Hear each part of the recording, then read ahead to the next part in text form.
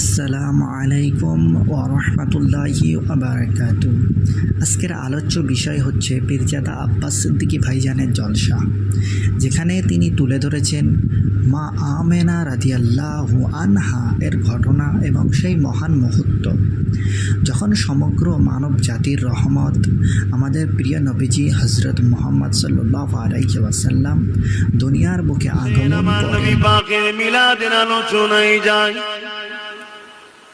আল্লাহ নবী নবী সাহাবী হযরত আবু বকর সিদ্দিক রাদিয়াল্লাহু তাআলা আন বলেন وقال ابو بكر الصديق من انفق درعاما على قراءة مولد النبي صلى الله عليه وسلم كان رفيقي في الجنة। এ দুনিয়ার মানুষেরা, আমি আবু বকর সিদ্দিক বলে দিই, আমার নবীর মিলাদের মাহফিলে যারা এক দিরহাম দান করবে, কানা রফিকি ফিল জান্নাত, তারা আমি আবু বকর আমার জান্নাতি বন্ধু হবে। আসেন এবারে আম্মা জান আমেনার কাছে একটু যাই। ও মা আমেনা, দোনোজানের সুলতানের মা হয়েছেন আপনি, আমাদেরকে তো কিছু শোনান।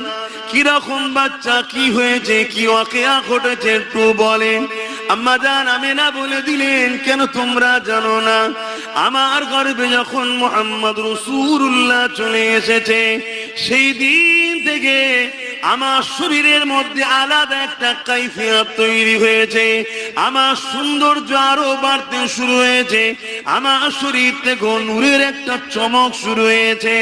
এ দুনিয়ার মানুষেরা, আমি আমিনা আমার গর্ভে যখন আমার মুহাম্মদ রাসূলুল্লাহ চলে আসলো, ওই দিন থেকে নিয়ে আমার শরীর থেকে অটোমেটিক খুশবু বাইর হতে লেগেছে।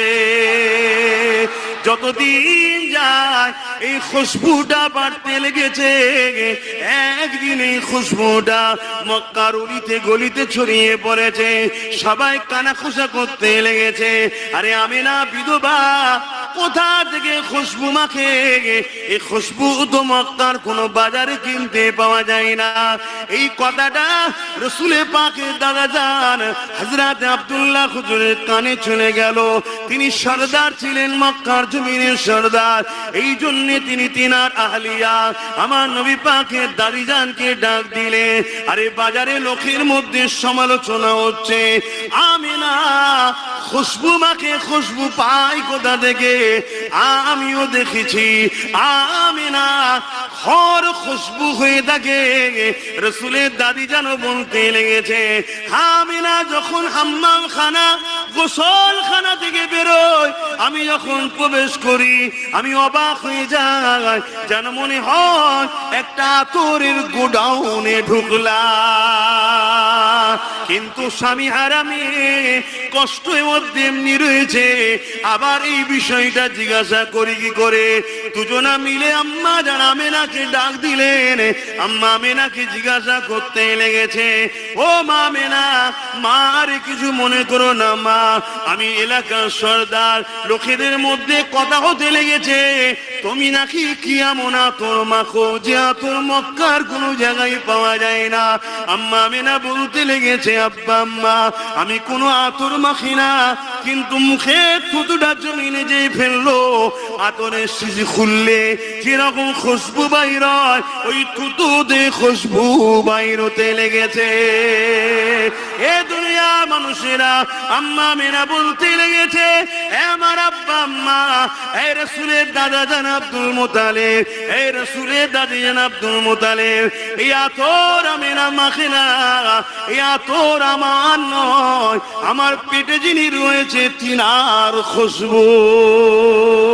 এ দুনিয়া মানুষেরা, দুনিয়ায় কোটি কোটি মা হয়েছে, মা হবে, মা হচ্ছে, মা আসবে, কিন্তু আম্মা আমেনা তিনার মতো মা আসেনি, আর আসবে না।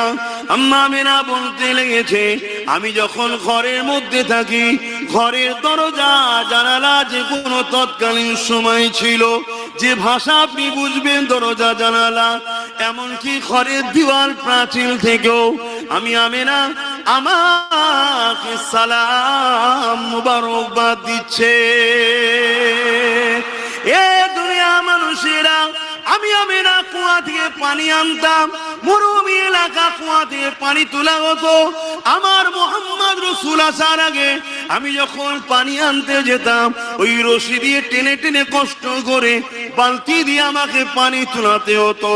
কিন্তু যেদিন আব্দুল্লাহর পিসিনা থেকে আমি আমেনার রেহেম মুবারকে আমার মোহাম্মদ চলে এলো, ওই দিনে যখন আমি কুয়া ধরে গেছি, আমি প্রথমবারে খাবরে গিয়েছিলাম, চিন্তিত হয়ে গিয়েছিলাম। কুয়ার পানির ভেতর থেকে আমাকে সালাম মুবারকবাদ দিতে লেগেছে, এবং কুয়ার পানি ফুলে ফুলে যেভাবে ভূমিকম্প হলে পানি উলছায়, ওইভাবে কুয়ার কানা পরিমাণ এসে গেছে। আমি আমেনা পানি তুলে নিলাম, কোনো কষ্ট হলো না। এ দুনিয়া মানুষের আমি আমেনা যখন কোন জায়গায় যাই আর রাস্তার গাছ যদি থাকে, ওই গাছগুলো ঝুঁকে গিয়ে আমার ওপরে সালাম মুবারকবাদ দেয়।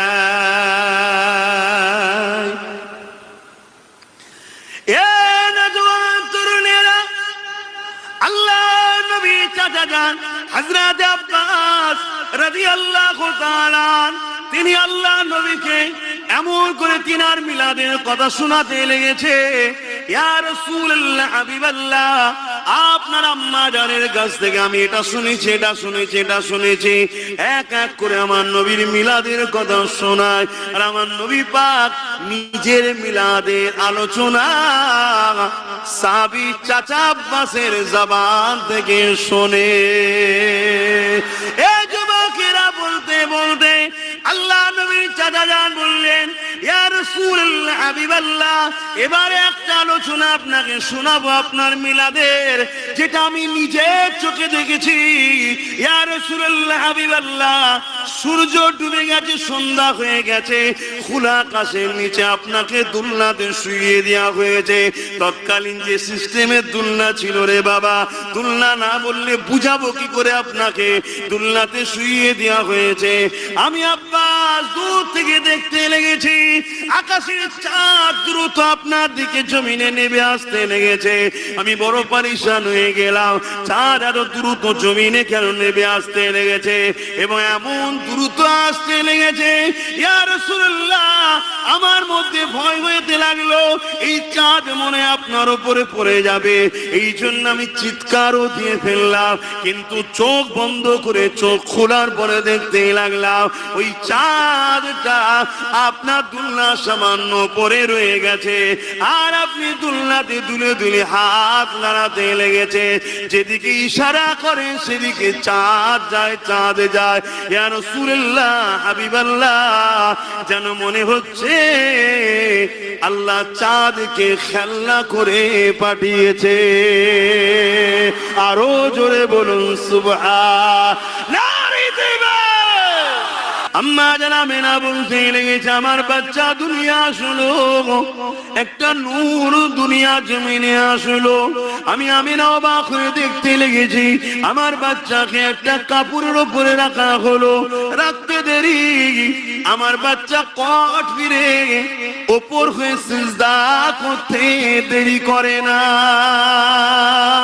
আমার বাচ্চা সিজদায় পড়ে গিয়ে আহাদ আহাদ আল্লাহ আল্লাহ আল্লাহ আল্লাহ পাকের প্রশংসা করতে লেগেছে। দীর্ঘ সময় সিজদায় পড়েছিল, সিজদা থেকে বৈঠকে বসে সারা আঙুলটা আসমানে তুলে ঘোরাতে লাগলো। ওই আঙুল থেকে এমন রশ্মি বেরোতে লেগেছে, মাগরিব থেকে মাশরিক পুরো কায়নাত আলোয় আলোকিত হয়ে যায়। আমি আমার বাচ্চাকে কোলে নিলাম, ছাদখানা ফেটে গেল, কুয়াশা ঢুকতে লাগলো। এত কুয়াশা ঢুকতে লেগেছে, আমার ঘরটা অন্ধকার হয়ে গেল। গায়েবী আওয়াজ এসে গেল, এই বাচ্চাটাকে গায়েব করে দাও, এই বাচ্চাটাকে গায়েব করে দাও।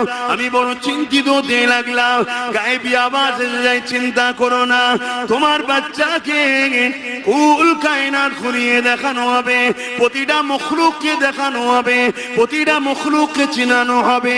আওয়াজ আসতে লেগেছে, আমার বন্ধুকে দেখানো হোক, কেউ যেন বলতে না পারে ইনাকে আমি চিনি না। সবাইকে দেখিয়ে দাও, চিনিয়ে দাও, দেখিয়ে দাও, ইনাকে প্রত্যেককে চিনিয়ে দাও। কিছুক্ষণ পরে দেখি ওই কুয়াশাটা চলে গেল, আমার কোলে বাচ্চা মুহাম্মদ শুয়ে রয়েছে। নবীজি সাল্লাল্লাহু আলাইহি ওয়াসাল্লামের জন্ম শুধু আরবের জন্য নয়, বরং সমগ্র দুনিয়ার জন্য রহমত হয়ে এসেছিলেন। তার জন্মের সাথে সাথে অন্ধকার যুগ শেষ হয়ে আলোর পথ শুরু হয়েছিল। আজকের জলসায় পীরজাদা আব্বাস সিদ্দিকী ভাইজান সেই মহান ঘটনার কথা আমাদের স্মরণ করিয়ে দিলেন। আসুন আমরা সবাই নবীজি জীবন থেকে শিক্ষা গ্রহণ করি এবং ইসলামী জীবনযাপন করি। ভিডিওটি ভালো লাগলে চ্যানেলটিকে সাবস্ক্রাইব করবেন এবং লাইক কমেন্ট করতে ভুলবেন না। আসসালামু আলাইকুম ওয়া রাহমাতুল্লাহি ওয়া বারাকাতুহু।